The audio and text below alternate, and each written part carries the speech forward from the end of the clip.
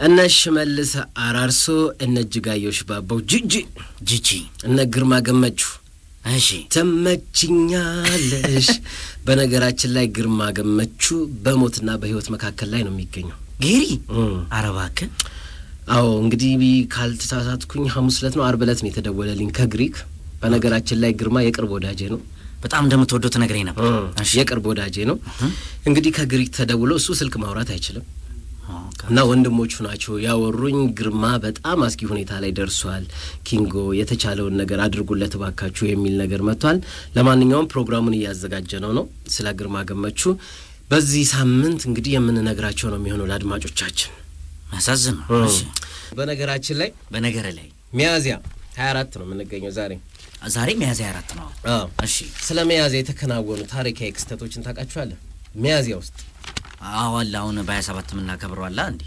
በ27 የአርበኞች ቀን ነው ታዲያ እሱም ክስተት ነው እሺ በቃ ሌላ ምታውቀው ሌላ ምንም ወፈል እንዴ አሁንስ በቀደም ያቀት ሰኞ ትናንት ያከበርነው እሱም ሄደ ነው እሱም ያው ታሪክ እሺ በአገራችን ታሪክ ውስጥ በዚህ በሚያዚያ ወር የተለያዩ ታሪካዊ ክንውኖች አሉ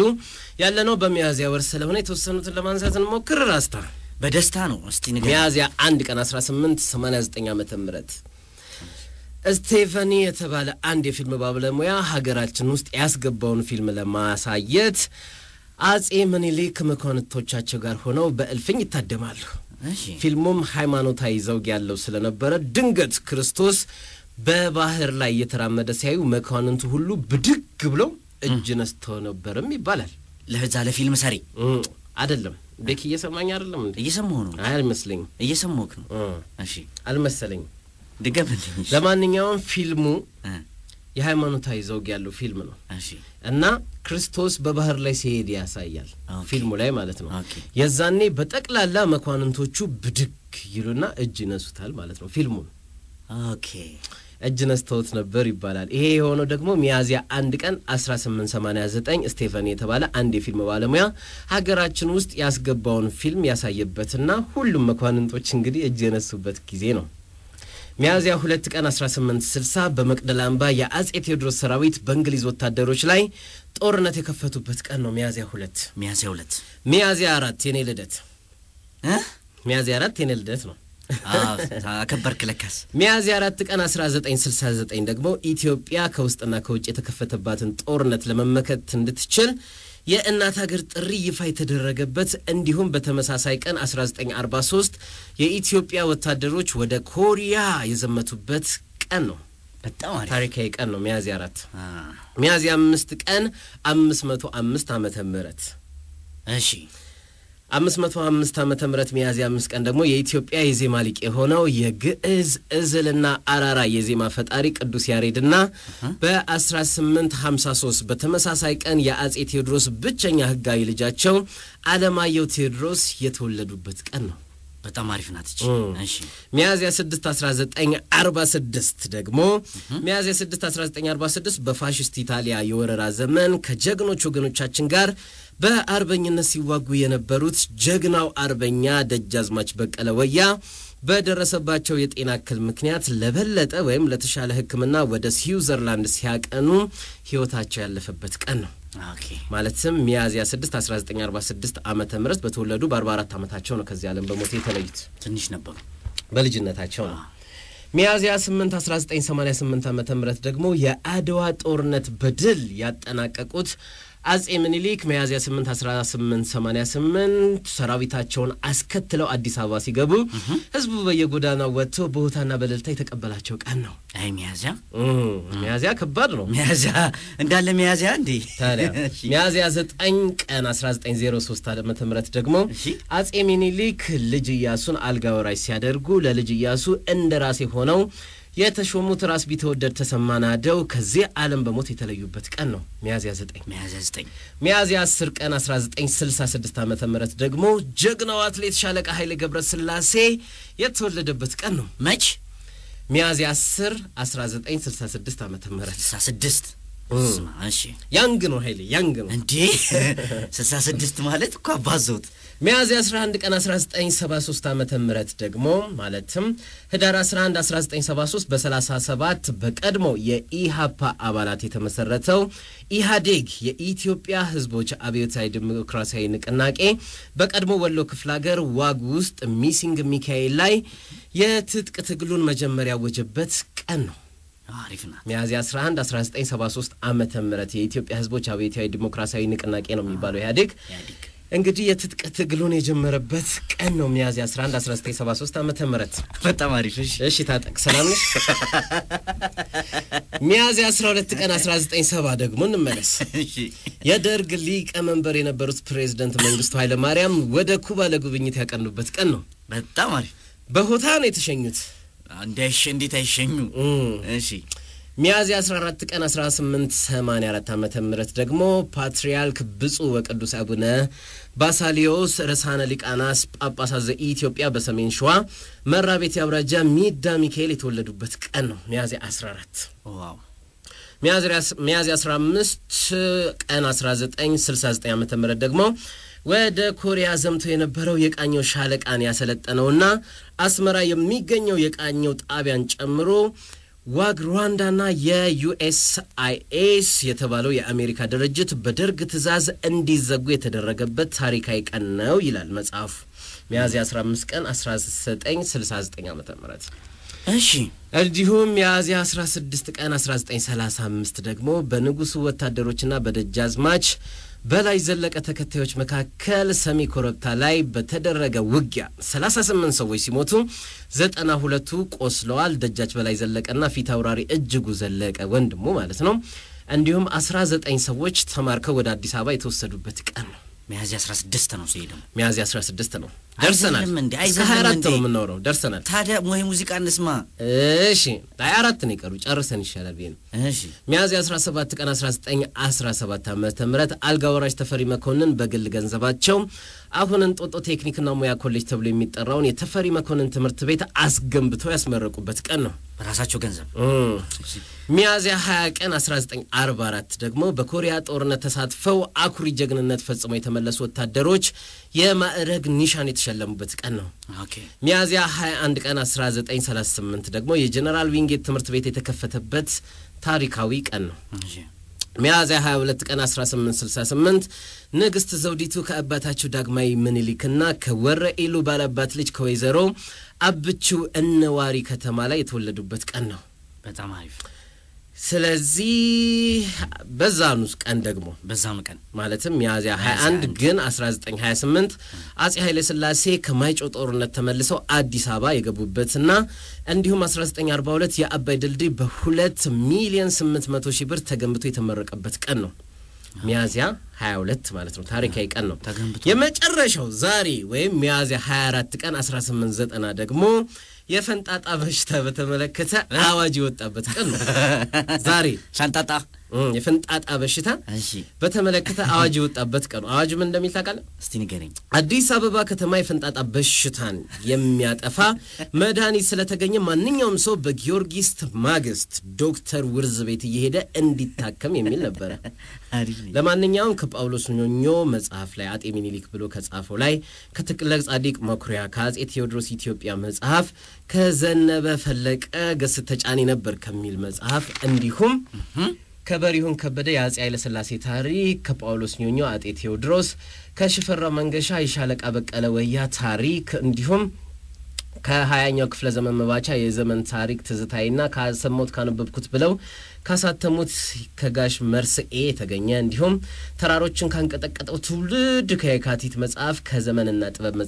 መጽሔት ላይ ተገኙ ናቸው በጣም አሪፍ መረጃ ናት ተገኙ ናቸው እሺ ሚያዚያዎቻችን እኚህን ይመስላሉ ሚያዚያዎቻችን ላይ አንዴ እንዳለ ኢትዮጵያ ተመሰረተችው ሙዚቃ አድምጠን እንመለስ እሺ ይለኛል የናቲ ማንን በጣም ተወዳጅ የሆነውን ሙዚቃ አምሮኝ የተሰኘውን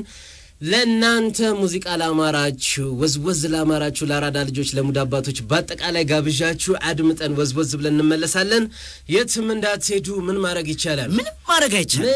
ማድረግ አይቻልም ወዝ ኪንጎን ስማ ምንም ማድረግ አይቻልም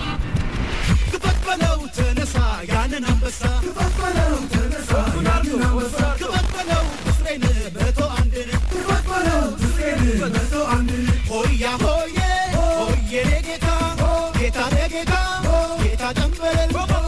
ሲመጣ ወደ ልቀለል ስማ ምንም ማረግ አይቻልም ጋሼ ስማ ዘማዶ አዋራው ተሷል እኛ ሰፈር አዋራው ተሷል ወዝወዝ እያለ አንገት ያረሳል ሆያ ሆዬ ጉዴ ወዝወዝ ይላል ሙዴ ሆያ ሆዬ ጉዴ ወዝወዝ ይላል ሙዴ ይታውራሪ ይታውራሪ ዲጄ ኪንግስተን ሙድን ቀያሪ ወዛም ይሰማል ይሰማል እንኳን ሰው ቀርቶ ዛታ ሰፍራል ሰምዬ ሰምሞ ሰሙ ኪንግስተን ያራዳ ጮሌም ወዝወዝ ያድርገን ሰምዬ ሰሙ ኪንግስተን ያራዳ ባላ ወዝወዝ ያድርገን ሽልጦ ነው ወሰድ አመት አመት ገምና አመት ገምና በብስዬ ቤት ገምና አመት ገምና ወርቅ ይሰስበት ገምና አመት ገምና ባራዳ ልጅ ወዝ ገምና አመት ገምና ኪንጎኝ በስበት ገምና አመት ገምና አመት ገምና አመት ገምና አመት ገምና አመት ገምና በቃ ጫሩ Your own DJ Kingston in the place. አረ ቁጭ በሉ አይገባም እንዴ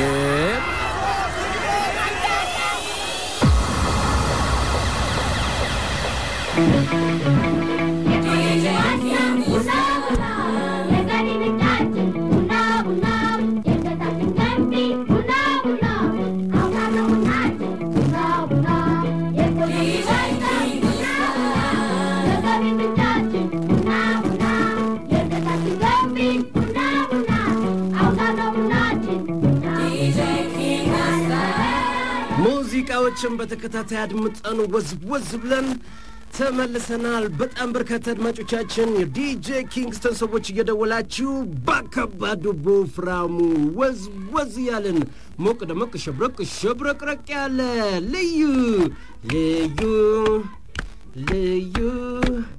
ልዩ የከሰዓት በኋላ ፕሮግራም እያሳለፍን ነው። ስንወዳችሁ እኮ ብለውናል። አራዳና ፒያሳን ታውቃታለህ? አንዴ ታዲያ ፒያሳን ካላወቅ የታባ ነው መታወቃት?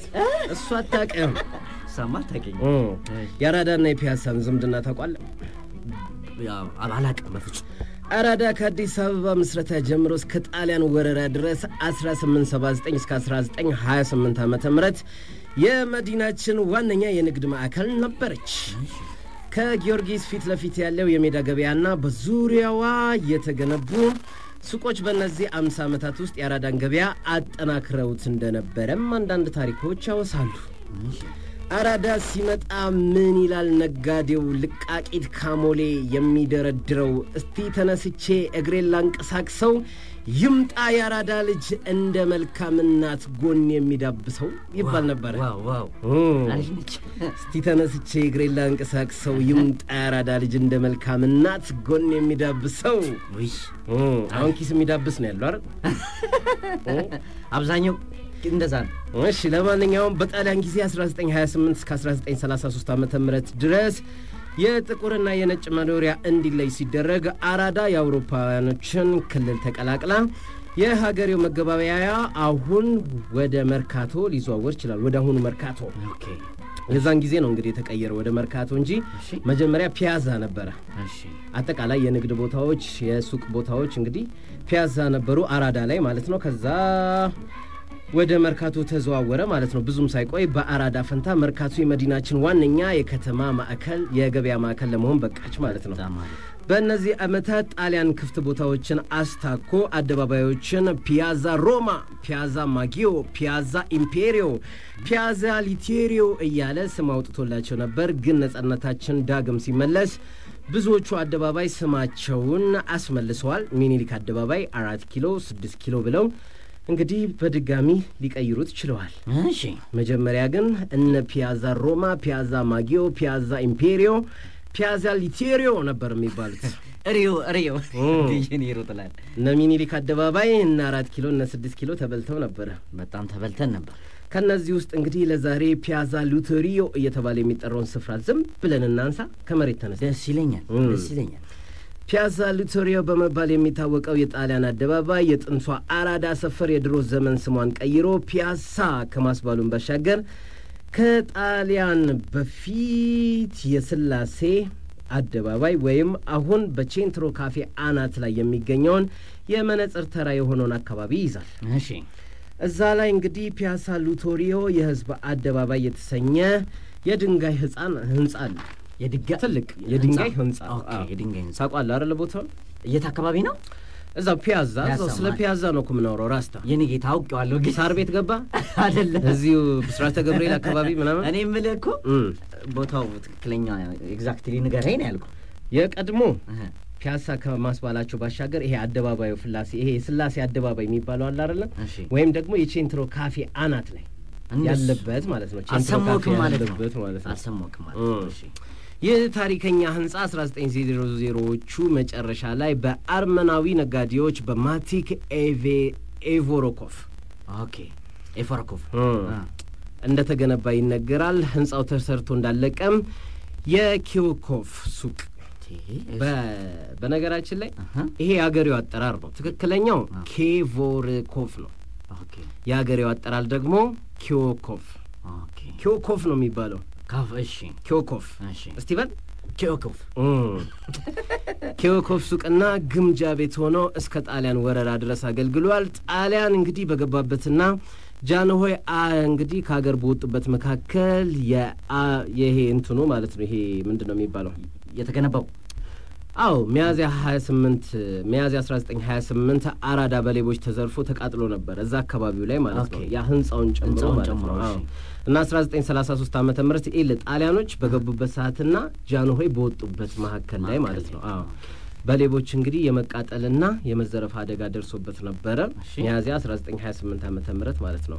በ1933 ዓመተ ምህረት ጣሊያን ከሀገር ሲወጣ ህንጻው መጀመሪያ የኢትዮጵያ እርሻ ባንክ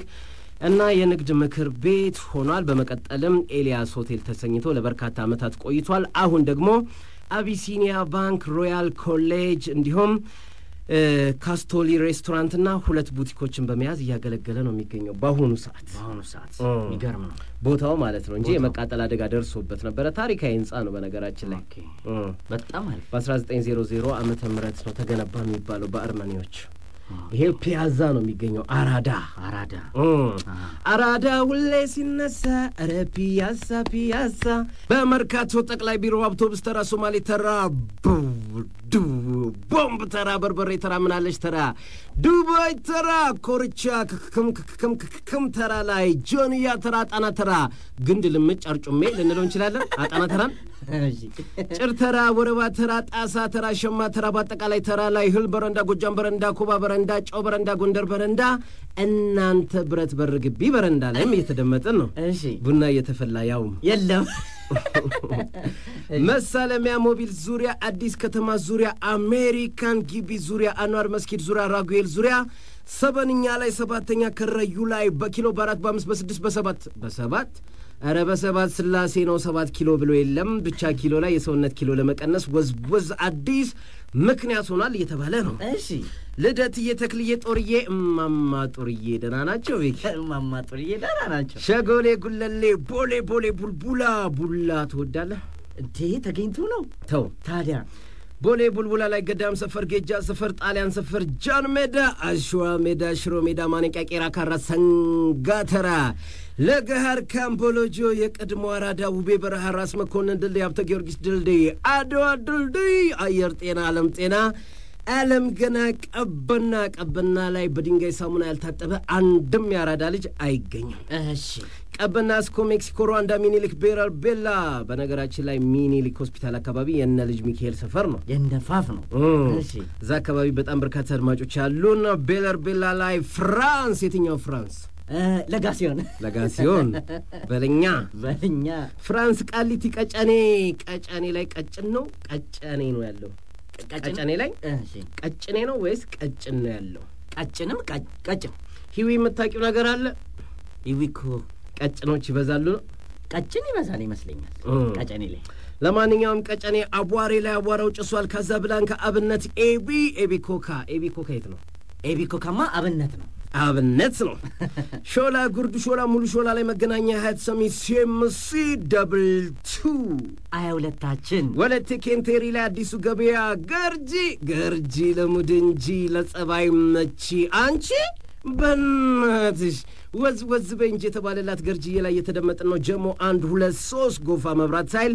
ጨርቆስ ላይ ጉዳለ በጻኑ ከማለ ጨርቆስ ላንቻ ሪቼ ኦሎምፒያ መስቀል አደባባይ መስቀል ፍላወር የት ቀረ እሺ ቀጥል እኔ ጉድ በየቡቲኩ በየኪዮስኪው በየጸጉር ቤቱ በየሱቅ ሱፐርማርኬቱ በየጋራዡ በየኢንተርኔት ቤቱ በየፍጮ ቤቱ በየእንጨት ቤቱ በየብረታ ብረት ቤቱ በየጋዝ መቅጃው በየመድኃኒት መደብሩ በየስፔር ፓርት ሱቅ በየሞባይል ቤቱ በየትኛውም ቢሮ በየትራንስፖርቱ በየባጃጁ በየላዳው በየሚኒባሱ በየሃይገሩ ላይ በካቻ ማሌ በየአይሱዝ ላይ በየኤፌሳሩ እንዲሁም በየቪትሱ በየማርቼዲሱ በየኮብራው በጭኖ ጭራቅ ዜነትራክ በየጋሽ ሲኖትራክ ላይም እየተደመጥን ነው ወዝወዝ እየተባለ ነው ከልብ እናመሰግናለን እንትን ግን ምንድነው ኪዮስኪ ምንድነው ኪዮስኪ ሱቆች ናቸው የመጠጥ ሱቆች እሺ ቶንጂ ፈለክ ሲሸመድደው ነው ያሳቀ እንዴ ምንድነው ጉዱ ጎሳዬ ተስፋዬ ገና ፕሮግራም እንደጀመርኩ አካባቢ ገና የመጀመሪያው ሁለተኛው ፕሮግራም አይ ቲንክ ሁለተኛው ፕሮግራም ላይ ነው ደውሎ ስማ ወያላነ እንዴ ብሎኛል አይ ምንም እኮ ስተት ስለማሰራ ነው ታውቃለህ ቦምብ ተራስተል ዘጋ ክርክም በሰጥት ምንም ማረጋ ይቻላል ኢትዮጵያ ለዘላለም ትኖር ኢትዮጵያ ለዘላለም ትኖር ኢትዮጵያ ለዘላለም ትኖር